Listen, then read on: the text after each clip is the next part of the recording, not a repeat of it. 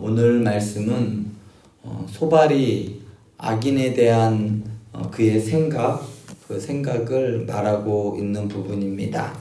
소발은 악인이 이러하다라고 정의를 내립니다. 특별히 소발은 오늘 말씀에서 악한 자들이 맺는 악의 열매가 있다라고 소발은 말합니다. 그 악한 열매들이 입에는 맞을지 모르지만 그 달콤함은 오래가지 못하고 고통과 역겨움을 줄 뿐이다 라고 소발은 말합니다. 그럼에도 그 열매들이 처음에는 삶의 풍성함과 안락함을 약속하기 때문에 많은 사람들이 여전히 악을 선택한다는 것입니다. 오늘 소발의 말은 살펴보면 틀린 말이 아닙니다. 하나하나 다 맞는 말이에요. 하나님께서는 악을 미워하시고 악인이 풀처럼 후황하는 듯처럼 보이지만 서리가 내리면 급히 죽어버리듯이 하나님께서 악인의 흥황함을, 황성함을 그냥 두시지 않고 하나님의 날에 악인들의 멸망은 풀과 같이 사라지고 멸망할 것이다 라고 소발은 생각합니다. 그러나 소발의 문제는 그 악인이 욥이라는 것이 문제입니다. 소발이 악인에 대한 생각은 틀림이 없어요. 악인에 대한 소발의 말을 살펴보며 하나님께서 인정하시는 의인의 길과 그리고 하나님께서 심판하시는 악인들이 맺는 열매에 대해 살펴봤으면 좋겠습니다. 악인들이 그들의 삶에 맺게 되는 열매는 상실감이다라고 소발은 오늘 말씀 전체를 통해서 말합니다. 18절에 보면 악한 자들이 수고하여 얻은 재물은 결국 그들이 누리지 못하고 토해내게 된다라고 말합니다. 예수님께서 부자 청년에게 말했어요. 너의 재물을 다 가져다가 이웃에게 나눠줘라. 그래야 나를 따라올 수 있다. 그때 그 부자 청년은 근심하여 돌아갔습니다.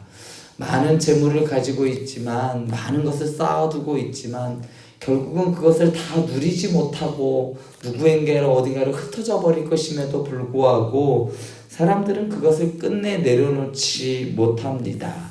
이러한 삶, 그것은 바로 재물에 대한 탐심, 그것 때문에 그런 것 같아요.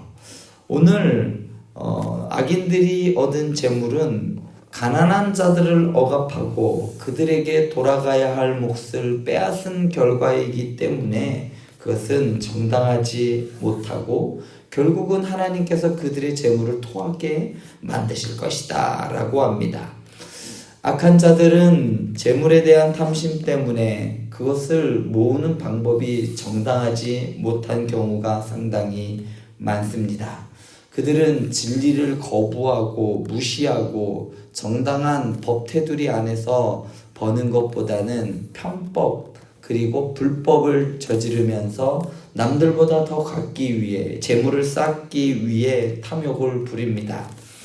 우리가 흔히 하는 착각 가운데 쌓여가는 재산이 하나님의 복이라고 착각하며 자랑하기도 합니다. 그러나 하나님께서는 사람의 모든 행동을 감찰하시는 분이시죠. 그래서 악인들이 재물을 삼키기 전에 도구로 변하게 하시고 뱉어내게 하셔서 가난한 자들에게 돌려주실 것입니다. 소발은 욥이 모았던 재산을 잃게 된 이유를 이와 같이 가난하고 힘없는 자들을 착취한 결과라고 보고 있는 겁니다. 그것이 바로 욥에 대한 소발의 생각의 문제이지요. 하나님도 인정한 의인인 욥을 향한 소발의 공격은 터무니없는 것이었습니다. 그러나 오늘날 물질이 최고의 가치로 인정되는 그러한 사회 속에서 우리는 소발의 조언을 통해 우리는 경각심을 가져야 합니다. 소발이 말하는 악인이 바로 나일 수 있다. 그리고 나의 모습들이 그곳에서 곳곳에 보입니다. 혹시 재물에 대한 탐심에 이끌려 하나님께서 인정하시지 않는 방법으로 부를 축적하고 있다. 그것은 바로 악인이 맺는 열매를 맺을 수밖에 없는 겁니다. 하나님께서 인간이 재물을 축적할 수 있는 방법은 하나, 곧 땀 흘려 일하는 것을 하나님께서 알려주셨습니다.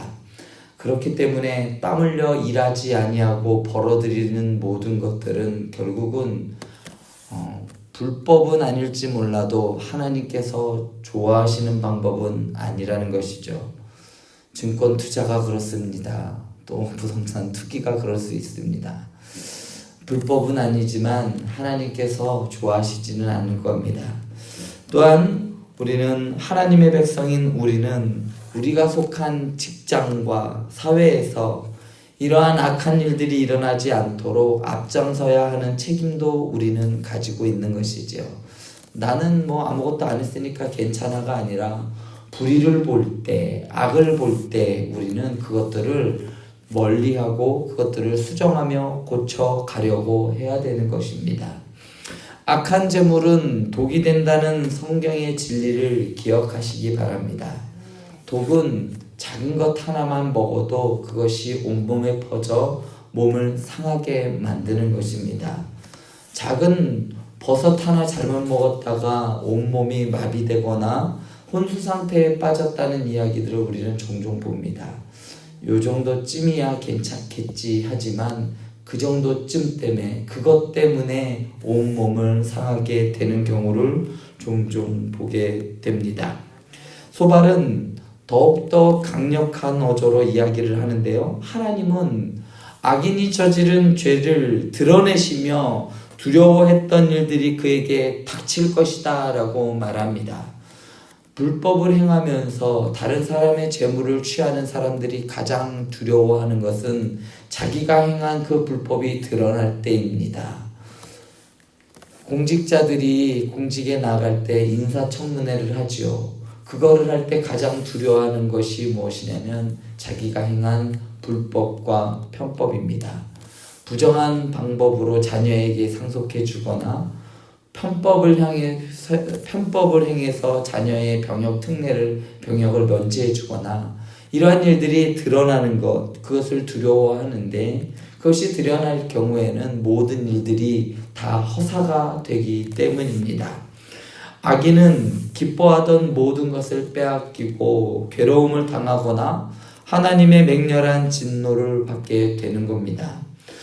소발은 하나님의 진노가 화살을 꿰뚫는 것처럼 임한다라고 오늘 말씀에서 말합니다. 이 표현은 바로 욥을 정죄하기 위한 표현이었어요.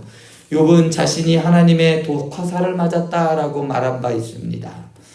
소발은 욥이 악한 자이기 때문에 하나님께서 쏘신 진노의 화살을 맞는 것은 당연하다라고 말한 것이지요. 이러한 정죄는 지나친 겁니다. 우리가 아는 것처럼 하나님은 악에 대해 진노하시고 확실히 벌하시는 분이십니다. 바로 예수님의 십자가는 죄에 대한 하나님의 맹렬한 진노를 보여주는 아주 명확한 사건이죠. 죄를 미워하시되 얼만큼 미워하시냐? 자기 아들을 내어 주기까지 미워하시는 겁니다. 그런데 예수님께 내려진 하나님의 진노가 바로 심판을 받을 우리의 운명을 바꿔 놓았습니다. 죄인인 우리가 그 예수님을 영접함으로 어제 말씀 들었던 것과 같이 우리가 예수님을 믿어서 거듭남으로 우리는 구원받는 것이죠. 예수를 믿었을 때에 하나님께서 우리 안에 하나님의 사랑에 거할 수 있도록 해주시는 그러한 거듭남을 우리에게 허락하십니다. 우리는 하나님의 진노와 정죄에서 벗어나 생명과 자유에 이르게 되는 것입니다. 이제 우리는 하나님의 진노에서 벗어난 자들로 하나님을 위해 선한 열매를 맺으라는 부르심을 받았습니다. 그러므로 우리는 방종하게 살지 말아야 하는 겁니다. 늘 우리 안에는 나도 죄인이지. 그래, 죄인이었지만 하나님 예수님께서 나를 덮어주신 거야.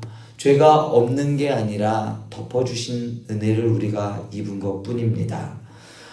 아울러 악으로 향하는 이웃을 하나님의 진노에서 건져내는 일에 최선을 다해야 하는 것입니다.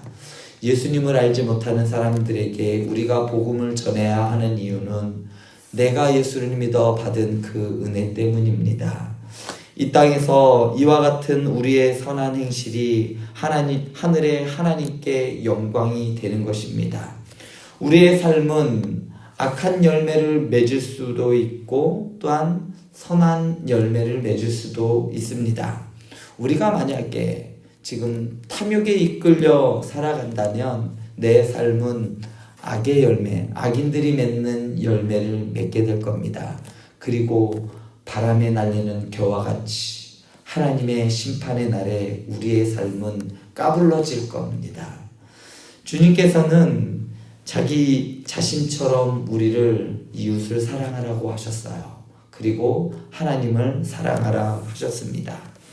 우리가 이웃의 덕을 끼치고 사랑할 때 그에 합당한 열매를 맺을 것입니다. 그런 사람들을 바로 복 있는 사람이라고 하는 것이죠.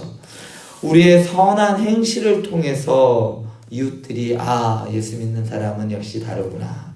우리 행복한 교회가 추구하고 있는 삼위일체 예배 공동체가 바로 이러한 모습이라고 저는 생각합니다. 우리의 삶의 모습을 보고 사람들이 하나님께 영광을 돌리게 하는 그러한 열매들을 우리 삶 가운데 많이 맺혀갈 수 있는 우리 행복한 교회 성도님들 되길 간절히 축원드립니다.